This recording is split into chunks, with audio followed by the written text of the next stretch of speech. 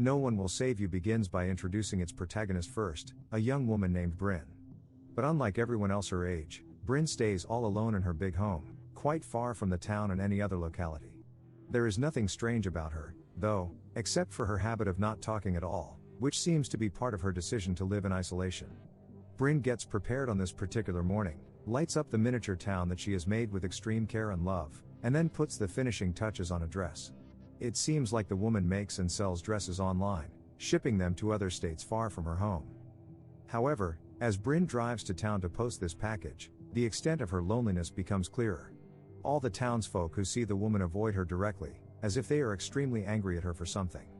Brinn herself avoids any interaction, particularly with the police chief Collins and his wife. Although the reason for such a situation is not revealed, it is very apparent that Brinn is actually shunned and ostracized by the entire town and community. As a coping mechanism, she has arranged her life in a manner that does not require her to talk or interact with anyone in person. The only heartfelt but silent conversations she seems to have are one-sided, as she often visits her mother's grave in town and writes letters to someone named Maud but never posts them. The life of Brinn, however, takes an unimaginably wild turn that night when she suddenly wakes up to loud noises coming from downstairs. Noticing that the electricity is out, the woman bravely starts to go down the stairs when she realizes that someone has already broken into her house. But when this intruder is seen more clearly, Brinn cannot believe what is happening to her, as it is an alien creature that has broken into the house. It is very quickly established that the alien, with a big head and long limbs, is aggressive and wants to hurt humans, starting with Brinn. The woman gathers courage and uses her intelligence to stab the alien creature dead, but she also has a feeling that more sinister events are to follow. After managing to kill the first alien at her home, Brinn spends the night in utter shock and waits for morning. She intends to call someone for help but quickly realizes that there is no electricity in her house, and even her car's battery has been drained, most probably because of the alien's presence. The woman covers up the dead body, still unsure about how the murder will be perceived by others, and then rides her bicycle to town. But on her way, Brinn notices that all of the homes by the side of the road look ransacked, as if they had experienced the same alien attack as she had on the previous night. She also sees what looks like circles of dirt on the yards of these houses, and she had earlier spotted a similar thing in her own yard before the alien invasion took place. Reaching the town, Brinn thinks of lodging a complaint at the police station, even though she might not be believed, but then her plan falls short. The woman comes across the police chief Collins and his wife when entering the station, and although the husband is more contained, the wife directly spits on Brinn's face before walking out. This again suggests that there is something particular that has happened between Brinn and the Collins in the past. The young woman is left humiliated and dejected by this unfortunate confrontation, and she even suffers a panic attack. Deciding to no longer pursue the authorities, she buys a bus ticket to leave the town and boards the coach as well. However, things take a very serious turn when suddenly a man attacks Brinn and makes the same warbling noises as the alien earlier. This man, who is immediately recognized as the mailman, had been turned into a minion by the aliens, and Brinn had also spotted the crashed mail delivery van on the road on her way to town. Very soon, more humans attack the woman in a similar manner, and their movements and noises make it clear that they have all been taken over by the aliens.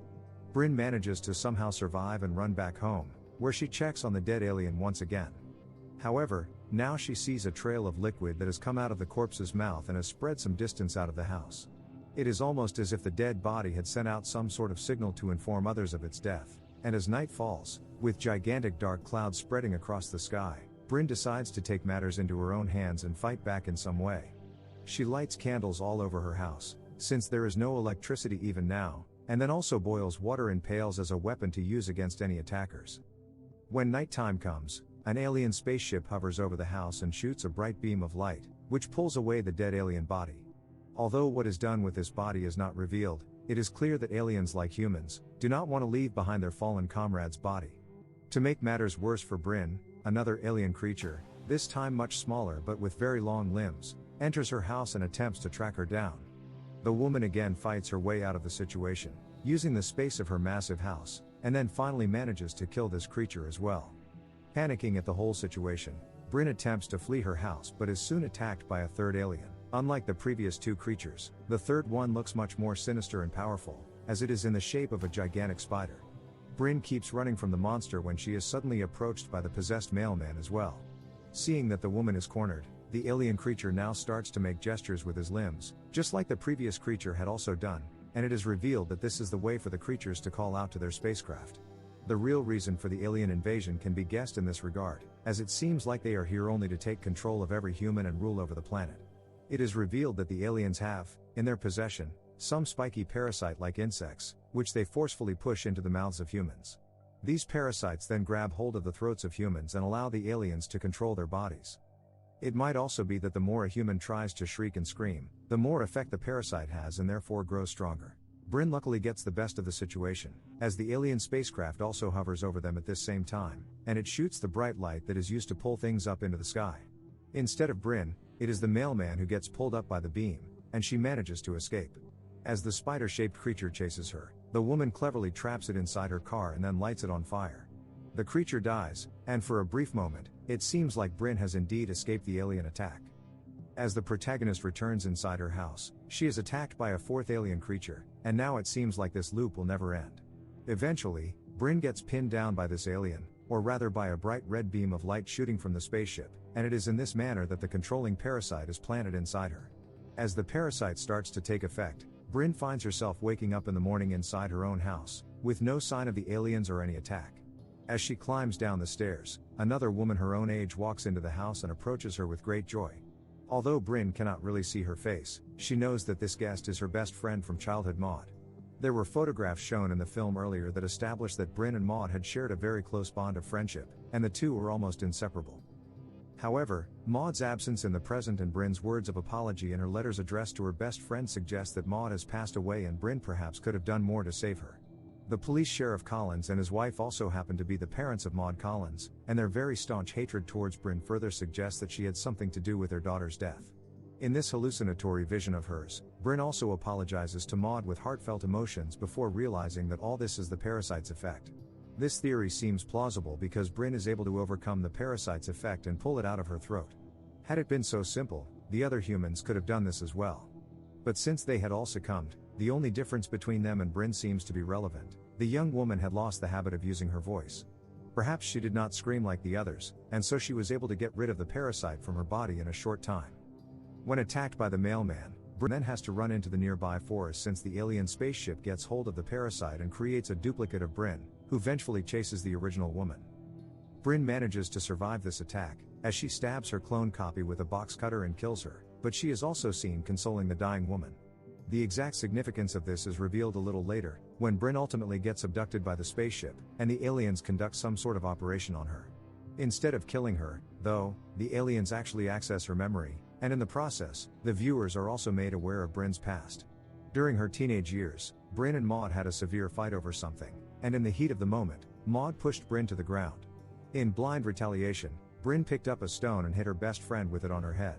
This led to Maud's death, and therefore, it was Brinn who had caused her best friend's death. Brinn had confessed to her act, and she was immediately ostracized by the Collins and the other townsfolk because of her action. However, the girl had no intention to do any harm, and she regretted her actions ever since, but the townsfolk were not willing to forgive her, even after all these many years. The woman had accepted her isolation, but she also felt sorry for herself deep down, for she understood that her teenage self really did not know what she was doing. It is because of this emotion that Brinn is seen consoling her dying clone and then also consoling her teenage self inside the spaceship later. These scenes are symbolic of the guilt that the woman has carried inside her for this long and then finally forgiving herself for the grave mistake she had committed. When the aliens access Brinn's memories, they seem to realize that she is very different from other human beings. This difference is probably due to the fact that the others lacked any form of empathy towards an adolescent girl who had mistakenly committed a grave crime. Or, it could also be that the aliens recognize an inherent evil inside the protagonist and feel that she is closer to them in this regard than the other humans. The difference is not outright highlighted in No One Will Save You, but either way, the aliens let Brinn live, and they dropped her out of their spaceship. The woman wakes up the next morning, inside her house, and looks much more excited than ever before. She gets ready, even wearing makeup, for her visit to the town.